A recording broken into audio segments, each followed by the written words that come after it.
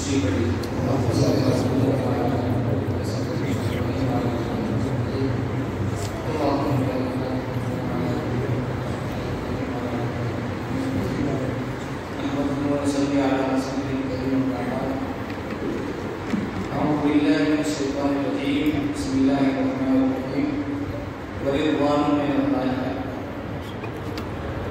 وقال النبي صلى الله عليه وسلم إن الله تبارك وتعالى ينزل كل يوم نصف من شعبان إلى سماء الدنيا فيغفر أكثر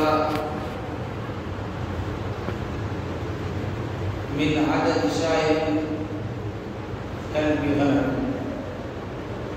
رواه الترمذي. صدق الله العظيم وصدق رسوله النبي الكريم. حقیقت بات یہ ہے کہ آپ کا ایک مائک بھی قاری ہے.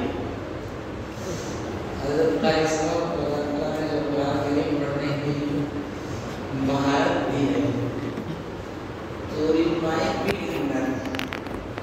تو آج کی محفل تو یہی بہت ہی حضرت قاری صاحب نے ماشاء اللہ نعت شریف پڑھی اور یہ جو بچہ ہے یہ قاری صاحب کی کاپی تیار ہو گئی. دوسرا امام حضرت امام صاحب نے ایک امام تیار کر دیا یہ کاپی ہے اور حضرت قاری صاحب نے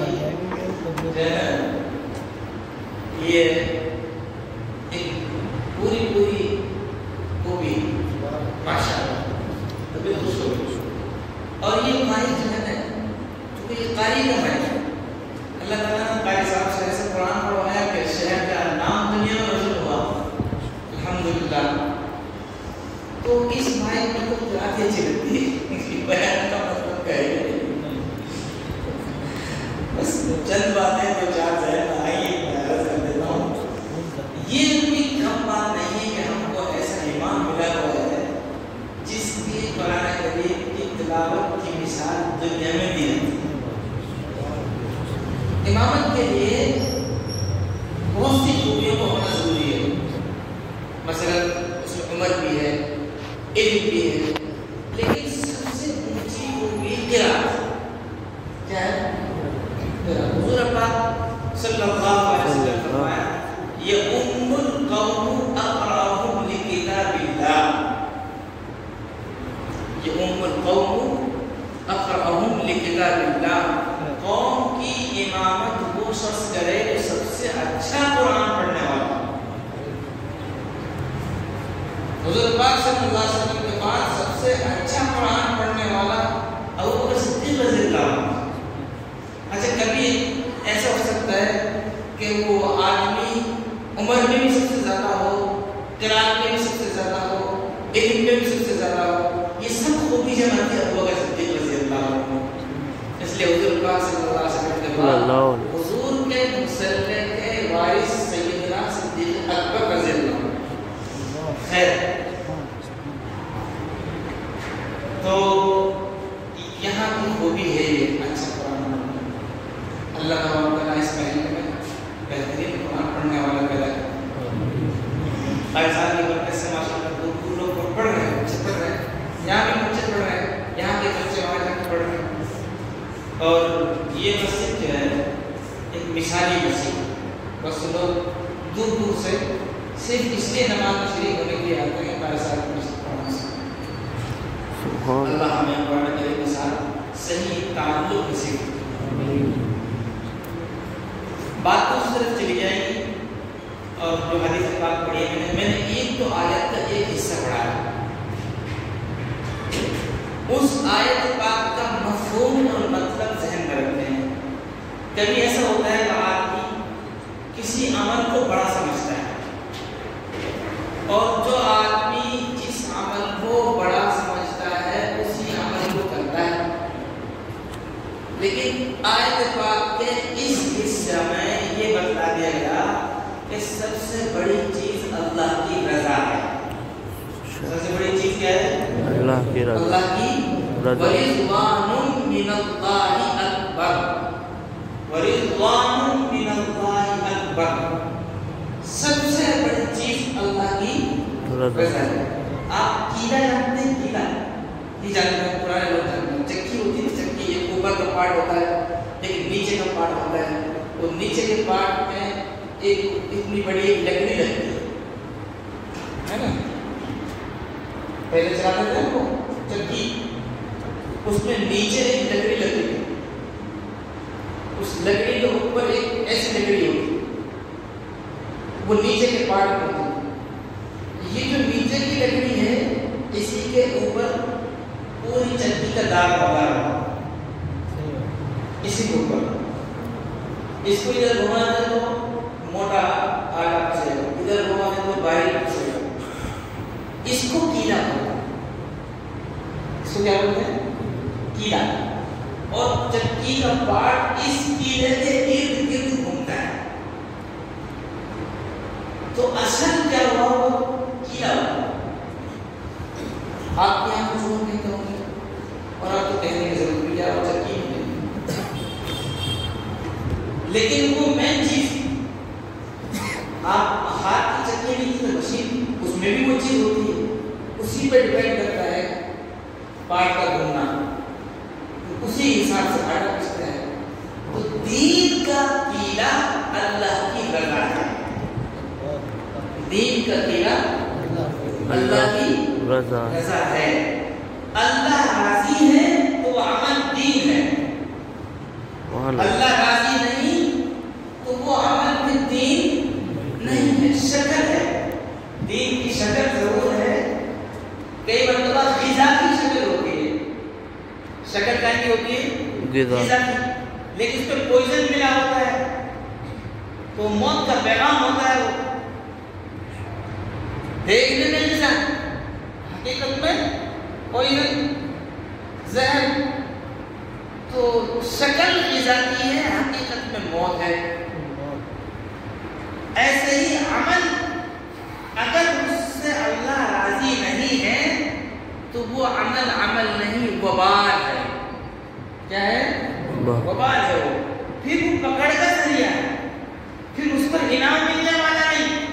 پھر تو قیامت میں اللہ یہ کہہ دے گا کہ جس کے لیے تو نے وہ عمل کیا تھا اسی سے ثواب لے لے، میرے پاس اس کا کوئی اجر نہیں ہے. تو دین کا کیلا کیا ہے؟ اللہ کی رضا ہے. جس کام سے اللہ راضی ہو جائے وہ عمل عمل ہے. اگر شب برات ایسی ہے جس سے اللہ راضی ہو جائے تو وہ شب برات. شب برات یہ شب برات ہے. کیا ہے؟ شب برات. ہوا کیا؟ نوجوانوں نے اس کو بولتے ہیں برات. شب برات. اب برات کا مطلب کیا ہے؟ شب برات کا مطلب ہے شادی کی رات. شب برات کا مطلب کیا ہے؟ شادی کی رات. اور شب برات اس کا مطلب ہے کہ جہنم سے رستگاری کی رات، جہنم سے چھٹکارے کی رات. برات تھا تو وہ برات بنا دیا اس کو برات. کیونکہ برات زیادہ اچھا لگتا ہے، اس میں ادھر ادھر تھوڑا سا چلنا پھرنا بھی ہوتا ہے، کھانا پینا بھی ہوتا ہے. برات میں کیا ہوتا ہے؟ منورنجن. ادھر سے ادھر گئے، کچھ کھایا پیا، منورنجن کیا. تو نوجوانوں نے سوچا کہ برات بنا دو تاکہ ادھر سے ادھر بھی جائیں، کچھ کھائے پیئیں، منورنجن ہو. اور نام کا اثر پڑتا ہے، جیسے نام رکھتے ہیں ویسے اثر ہوتا ہے. تو جب تک ہمارے بزرگ، ہمارے پرخ، ہمارے بڑے اولیاء اللہ اس کو شب برات بولتے تھے تو وہ عبادت کرتے تھے. اور جب سے ہم لوگوں نے اس کو شب برات بولنا شروع کیا تو وہ برات بن گئی. اب تھوڑی سے ادھر سے ادھر جاؤ، ادھر سے ادھر آؤ، تھوڑا سا گھوم پھر لو، کہیں کچھ کھا لے لو، پھر ڈش بھی بننے لگ گئی. پہلے شب برات کے ساتھ کوئی ڈش نہیں تھی، اب شب برات کے ساتھ ڈش. جی وہ جلوہ کا نقطہ ہٹا دیا. اس جلوہ تھا اور اس میں سے نقطہ ہٹا دیا. ایک نقطے کے فرق سے خدا سے جدا ہو گیا. میں دعا دیتا رہا، وہ دغا سمجھتا رہا. تو نقطے کے فرق سے تو نہ معلوم کیا سے کیا ہو جاتا ہے. تو وہ جلوہ تھا، نقطہ ہٹا دیا. تو حل مل گیا، پھر اس کی بھی اقسام آ گئی.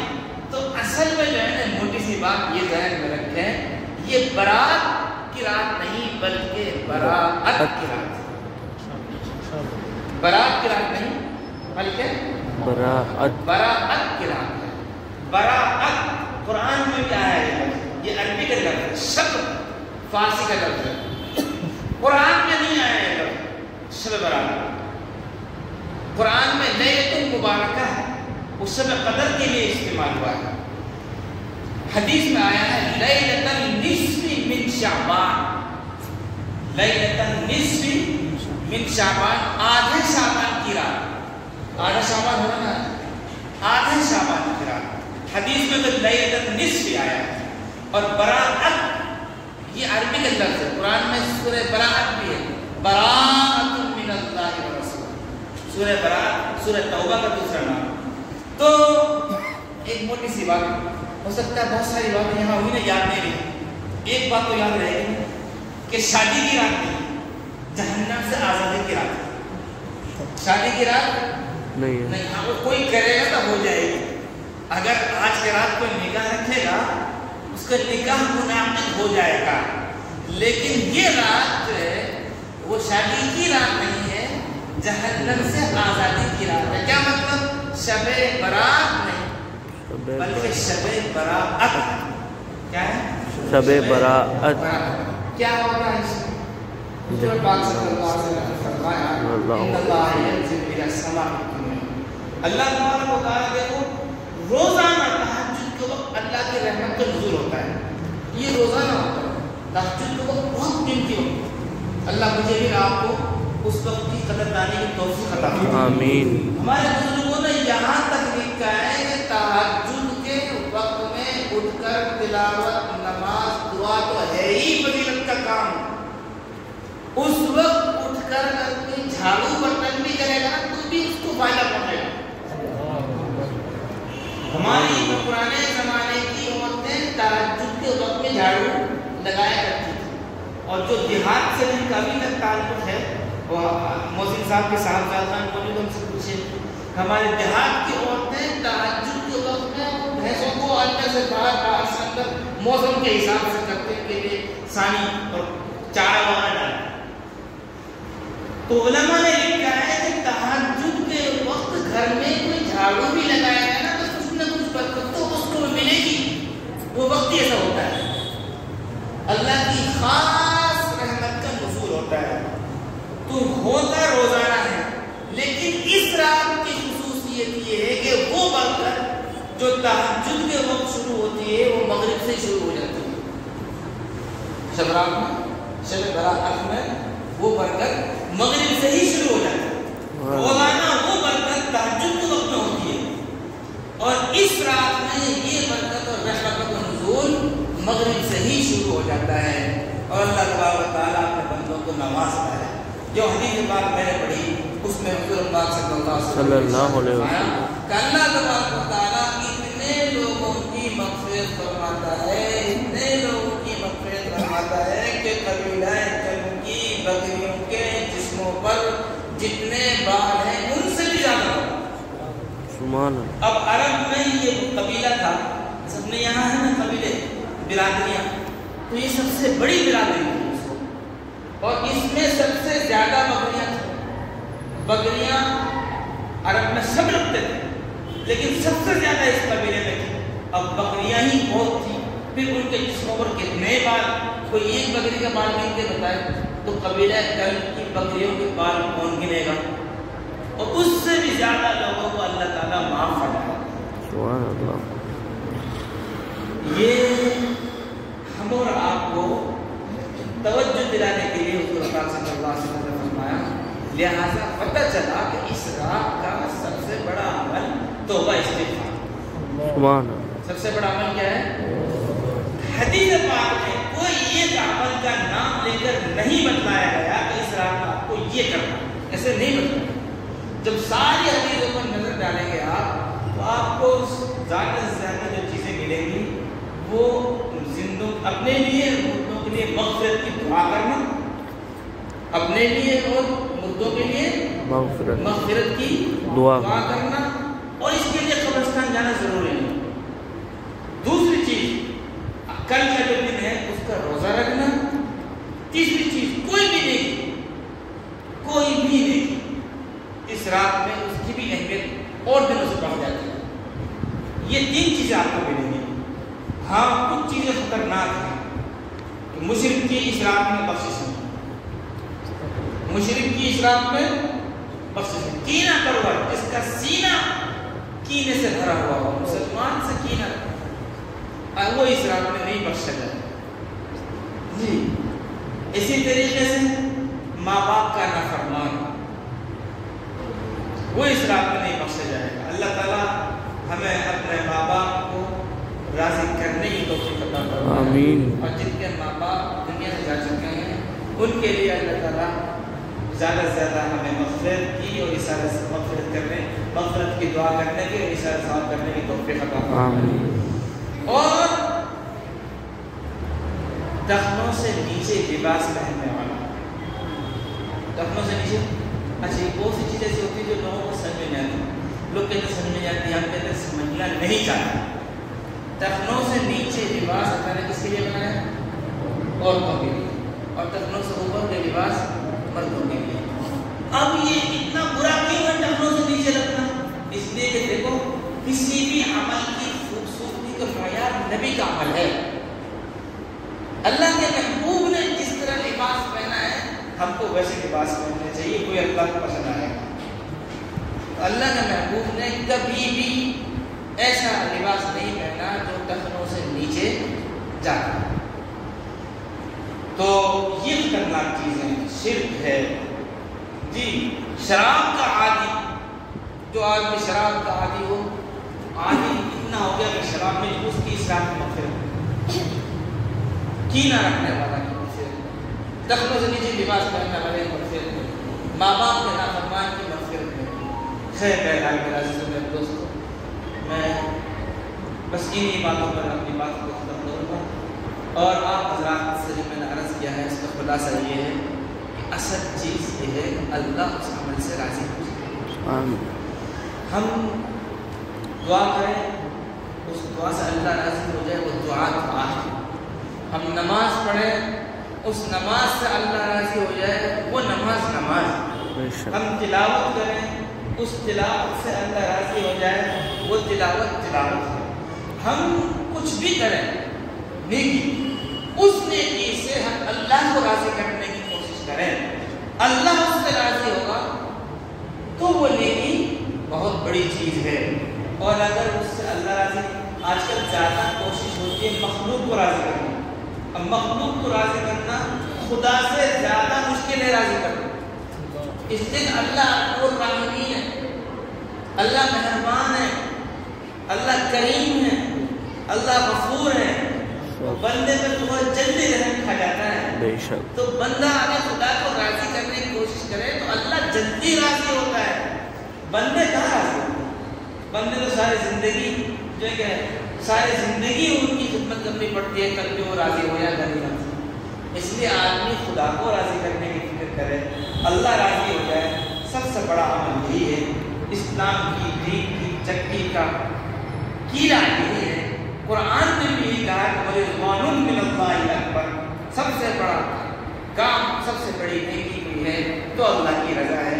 تو ہماری شب برات ہو، ہماری نماز ہو، ہماری تلاوت ہو، ہماری دعا ہو، ہمارے رمضان ہو، ہمارے روزے ہوں، ہماری سحری ہو، ہماری افطار ہو، ہمارا کوئی بھی عمل ہو، اس سے اللہ راضی ہو جائے تو وہ نیکی نیکی ہے، اور وہ میزان میں وزن بڑھانے والی ہے، وہ جنت تک پہنچانے والی ہے۔